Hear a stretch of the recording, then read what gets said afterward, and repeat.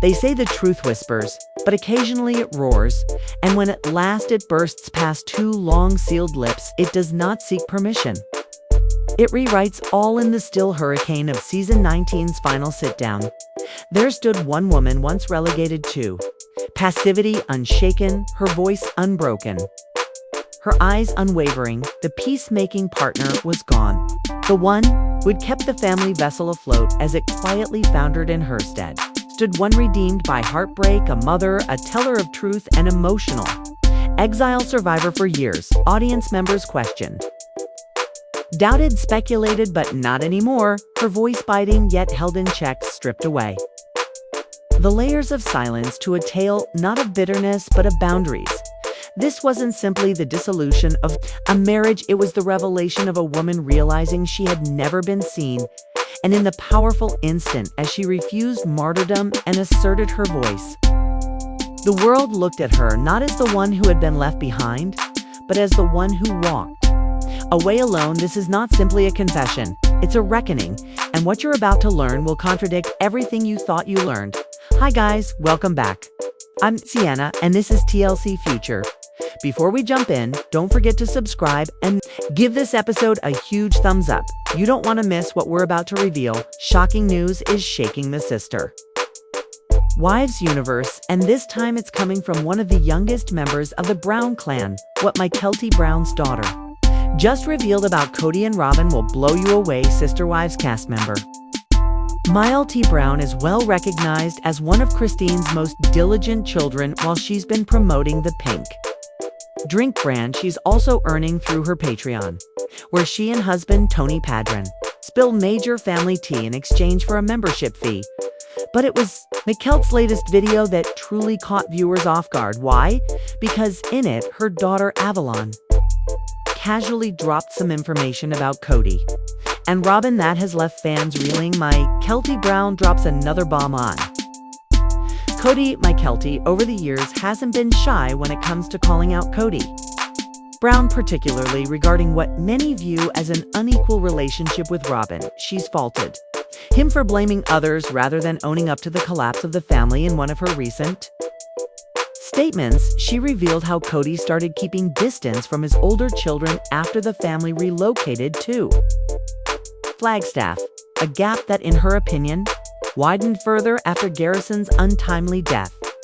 Regardless of birthdays and holidays passing and coming, the Brown children have remained silent about their father. But now some viewers think that little Avalon may have accidentally blown the lid on what's actually going on between Kody, Robyn, and the rest of the family.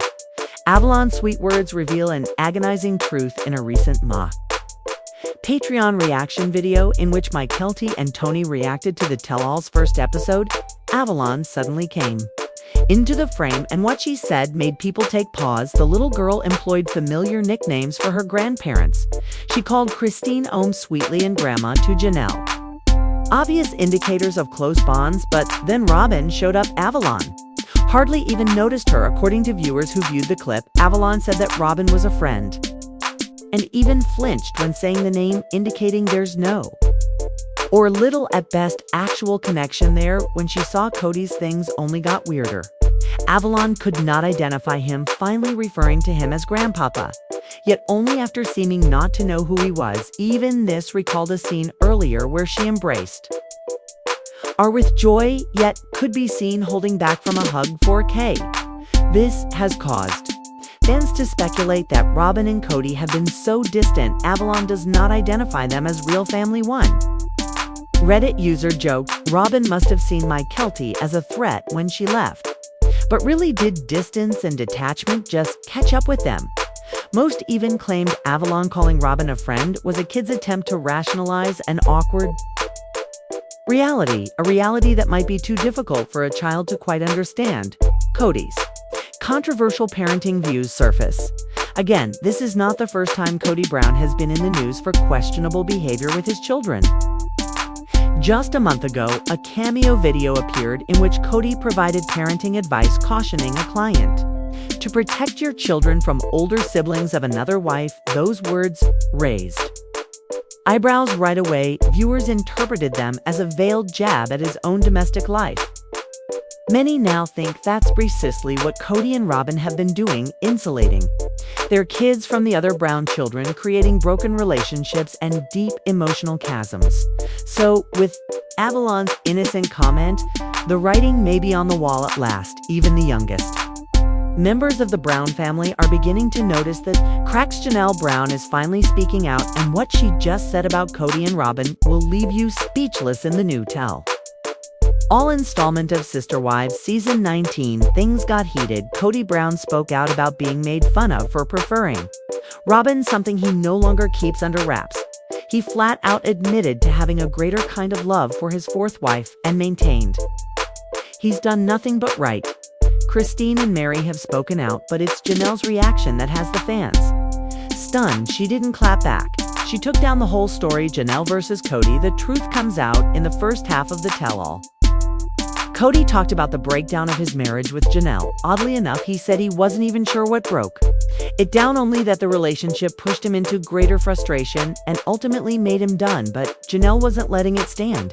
She shot back, refuting Kody's assertion that she ever played the victim card. Rather, she insisted that she just wanted her boundaries and feelings respected, something which she says Kody consistently disregarded. Then came the bombshell. Janelle admitted that if she had been with Kody for just 1 year before marrying him, she wouldn't have married him. She explained that she didn't know him well enough and wishes she hadn't jumped into polygamy without noticing the red flags. I don't like them, Janelle's last word about Kody and Robyn in a just-released clip from TLC's forthcoming tell-all episode.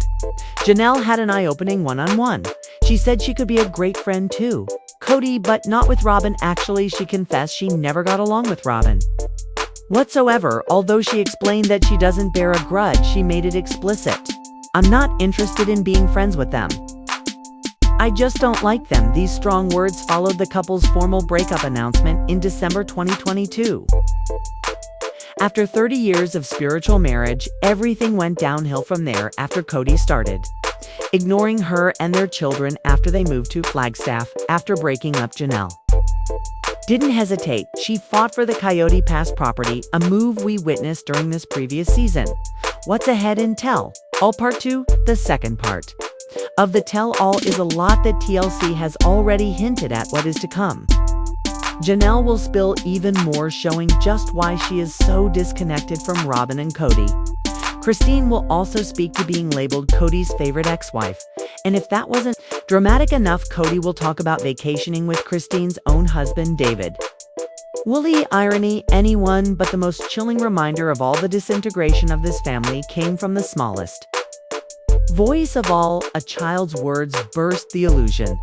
In a still corner of a home movie, a toddler's voice. Here's years of silence, special treatment, and emotional distance. Mayalti Brown, teen's daughter and rising star in her own right, has also started to share the family's reality in raw videos. And truthful, telling her daughter Avalon accidentally blurted what other people couldn't. Her pure responses to Kody and Robyn revealed just how broken these relationships have been. This was not shy kid business. It was generational alienation in action. Through Mykelti's online platform, she's reauthoring the script, exposing family scars once hidden beneath decades of public image, and this story now one that revolves around powerful, independent daughters fighting mothers and missing fathers is far from finished, and we'll be right here reporting the truth as it happens. Janelle Brown finally speaks her truth, and a child's words shatter the illusion. The fall of the Brown family has never been more unfiltered and exposing than in recent episodes of Sister Wives Tell All. Season 19 has brought with it heated discussions, but Janelle Brown's honest admissions and an innocent kid's off-script remarks are what have actually exposed the emotional chasm behind the scenes. In the early moments of the tell all, Kody Brown complained about being mocked for having feelings for Robyn. He tried to justify his deeper feelings for his fourth wife and claimed innocence. But his arranged wives weren't fooled. Christine and Mary didn't hesitate to tell the truth, but Janelle, she took it further. If I only had 1 year with him, I wouldn't have married him. That was Janelle's candid assessment of her 30-year Marriage to Kody Brown, a union she now confesses never should have occurred. She explained that she never acted the victim, but rather desired to have her boundaries honored, something she asserts Kody consistently failed to do. Their breakup, sealed in December 2022, was years in the pipeline, exacerbated by Kody's increasing arrangement and abandonment of her children, particularly after moving to Flagstaff. No friendship, no hatred, just truth. In a sneak peek at part 2 of the tell-all Janelle shared about her tense relationship with Robyn Brown, she stated she never even had a relationship with Robyn, nor does she want one now. "I don't dislike them," she said, "but I don't like them either." Her testimony was plain, but it echoed the weariness of years spent working to create harmony where there wasn't any naturally when a child breaks. The silence, but the most poignant moment, came not from an older cast member, it came from the younger generation in a recent home video posted online. Janelle's daughter and son-in-law were chatting easily about the tell-all when their young daughter walked on camera. What followed stunned longtime viewers. The child started pointing out members of her family. In the video, she affectionately referred to her grandmother, Janelle, with a warm, old-fashioned nickname. When she came to Christine, no longer bound to her grandfather by law, she also addressed her as grandma, which indicated the ties of affection that transcend documents. But when she arrived at Robyn, the sole existing wife of Kody, her voice shifted. She paused, referred to her as a friend, and couldn't recall her name. Even when Kody himself came, she hesitated again, using a stiff, formal nickname as if referring to a character in a fairy tale instead of a person who took an active part in her life. It wasn't theatrics, it wasn't designed to be deep, but it was because children don't have filters. What that moment unveiled was something years of editing and silence attempted to cover up. The walls of motion within the Brown family aren't solely adult problems, they've trickled down to the youngest hearts, and they pick up on the distance, the tension, and the lack of warmth. Echoes of a father fading away. Behind this family fracture is a more painful sorrow. By the time this girl was even able to speak, her mother had already started having questions about Kody, about his emotional availability, his inability to take responsibility, and his withdrawal from relationships that needed effort. His relocation to Flagstaff was about more than location.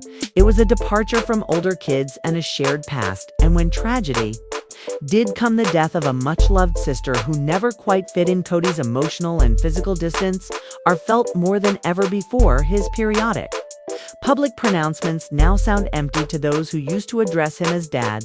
A broken thread of connection is what is left behind. The grandfather who once loomed large is now a distant figure, reduced to a formal name from a child who should have known him instinctively in a saga filled with public drama, spiritual rhetoric, and emotional chess.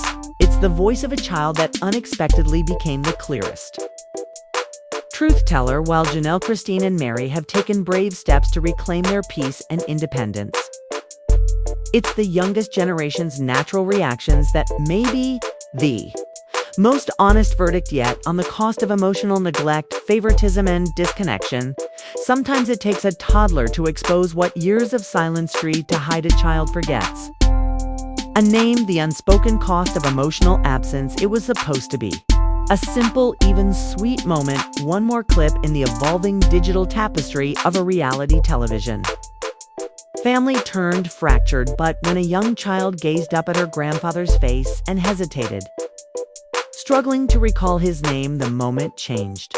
It went beyond awkwardness. It became symbolic. This was not merely forgetfulness, it was the natural result of distance. Emotional, physical, and intentional. It was a reflection of presence, or the lack thereof. A grandfather once revered, now anonymous.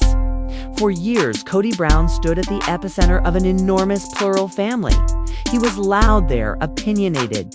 He demanded attention, but now, as his granddaughter hung back, eyes scanning for recognition, the stillness spoke volumes. Some would say time apart or physical distance can disrupt memory in young children, but many who watched the Browns observed something more, a reckoning. Emotional capital, after all, is not born, it's constructed, it's earned, it is spun from bedtime stories, hearty meals, Slow conversation and impulsive hugs, and in this instant, a child's bewilderment let up. Where that money had and hadn't been spent, the echoes of intimacy on the other side of that lost bond was something profoundly familiar. The little girl smiled. Easily when she named her maternal grandmother, her voice was firm when naming the woman who had been family once but was no longer subject to legal bonds but still very much a part of her existence. These names rolled off so easily because they were sewn into her daily life. She had memories with these women, memories that anchored names, emotional geography.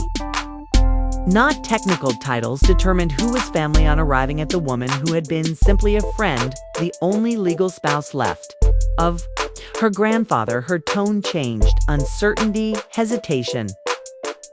She couldn't remember a name. There was no nickname, no feeling of familiarity, only the hazy, tentative designation of acquaintance. A digital storm of reactions when bits and pieces of this moment were shared online. Social media flashed with responses. Flooded in, some teasing, enjoying the candidness of a child. Others were thoughtful and reflective, realizing the burden behind the child's confused face. One respondent remembered one instance when the same child flung herself into the arms of a woman she knew, while blushing shyly away from the man who was actually technically her grandfather. Another referenced an earlier instance in which a child who was lost in a crowd was reassured not by her parents but by a woman no longer formally a part of the family. These were not random events, they were trends, indicators of established emotional investment or its absence. Several intimated that the woman who had been a friend might have deliberately established emotional boundaries, possibly as a reaction to criticism or conflict with the child's parents. But others pointed out that family ties are not created through blood. It requires work, dedication, and just showing up. The othering of the older children, a deeper injury surfaced in the form of an earlier posted video in which the child's grandparent made a seemingly disturbingly targeted piece of advice: shield your children from the influence of older children from other relationships. For some, this was simply good parenting, but to those who knew the history of the family, it was like coded rejection. Another case of division, of separating ours from theirs, of discarding quietly ties no longer useful to a stage-managed image. The child's mother had lived this division directly. She had seen her father step back not only from obligation but from exertion. She had mourned the death of a sister who, in dying, constantly wondered where she fit in the family, how valuable she was, how visible. Now her own daughter, free from loyalty or tact, had indicated the price of this inner retreat, not in resentment, not in recrimination, just in an unguarded silent hesitation, a reckoning, not a revenge. This isn't a tale of blaming or making monsters. It's the way families change, sometimes side by side, sometimes apart. It's about how kids soak up what adults attempt to manage, how they map presence, warmth, and lack onto their systems. It's about how memory, love, and legacy aren't stored in DNA or marriage licenses, but in attention, constancy, and care in the harsh glare of a video studio. Sitting on comfortable sofas that once served for smiles and sound bites, a woman long embedded in plural marriage finally broke her silence, not with anger but with precision. She had spent many years quieting herself in the name of group harmony. She had bartered uniqueness for spiritual guarantees. But now, with child at her elbow and reality on her tongue, the price had become too steep to ignore. And amidst it all, one voice, unrehearsed, pure, rang out the loudest as this family continues to grow in public perception. One thing holds constant: the children watch, they listen, and they remember, sometimes hesitantly, sometimes with silent conviction, and sometimes with a directness adults avoid all their lives. When that little girl gazed up at her grandfather's face and wrestled with finding the name, the moment transcended awkwardness. It became metaphorical. This was not merely an overlooked name, it was a reflection of presence, or the lack thereof, for a father who had once ruled over a big family with authority and pride. The failure of a granddaughter to acknowledge him hit a deep emotional note. Some would say that time and distance inevitably wear down recognition, but others saw something deeper, something about choices made and connections neglected, emotional. Money, after all, isn't inherited, it's earned, it's built, it's invested time, touch, and attention on the other side of this unspoken divide, the child's close bond with her maternal grandmother. And another woman, now estranged from the family, told where those investments had been placed. Hugs, visits, bedtime stories. They became anchors of memory. They crafted names. Into Love social media responded, tender messages flowed in as clips of the instant went viral across forums and feeds. Some were lighthearted, citing the kids' confused faces.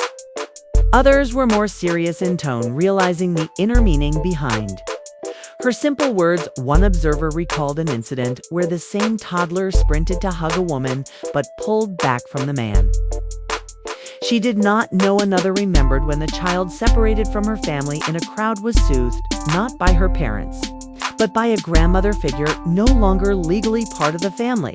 Some theorized the woman, who could only be described as a friend, had opted for emotional boundaries.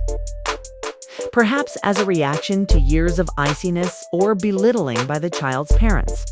They made a point to highlight family doesn't equal connection. Engagement must be deliberate, not performative. A revivified video, the grandfather offering what seemed like counsel, instructed parents to protect their young kids from the tutelage of older kids from other unions. It was somehow particular. It was interpreted by many as a veiled swipe, a reflection on his own broken household, where kids with more than one mom now exist in worlds so starkly different for the mother of the child.